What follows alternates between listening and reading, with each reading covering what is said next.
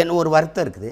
இவ்வளவு பேசிய மகன்களுக்கு, இவ்வளவு போராடிய பிள்ளைகளுக்கு, இவ்வளவு உண்மை நேர்மையுமா, இவ்வளவு மாற்று அரசியலை, தூய அரசியலை எடுத்து வைக்கிற பிள்ளைகளுக்கு நீங்கள் இன்னொரு 10 லட்சத்தை வாக்கை போட்டு விழுக்காடு கொடுத்துருக்கூடாதா அப்படின்னு ஒரு வருத்தம் இருக்குது. அவ்வளோதான். நான் வந்து உள்ளே போகணுன்னா அதில் எனக்கு உளவே உளமாற எனக்கு அதில் ஒன்றும் விருப்பம் இல்லை. அதில் ஒரு ஆள் போய் நம்ம ஒன்றும் செய்ய போகிறதில்ல. நாட்டை வெல்லாமல் 2-3 சீட்டை வந்து நம்ம ஒன்றும் செய்ய போகிறதில்ல. ஆனாலும் போயிருக்கலாம்.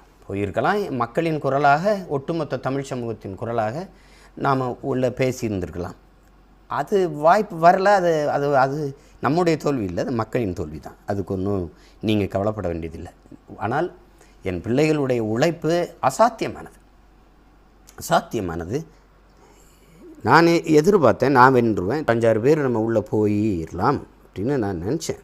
தம்பி இசை மதிவாணன் எல்லாருக்கும் வெற்றி வாய்ப்பை நான் கணித்தேன். அது நடக்கலை.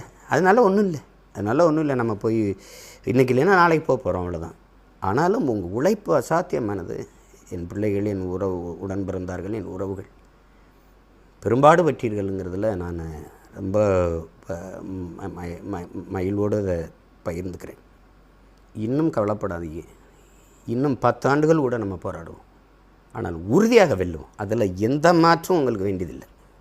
எந்த காலத்திலையும் தமிழ் மீதும், என் தாயின் மீதும், என் தலைவன் பிரபாகரன் மீதும் ஆணையிட்டு சொல்கிறேன், தடம் பெறல மாட்டோம்.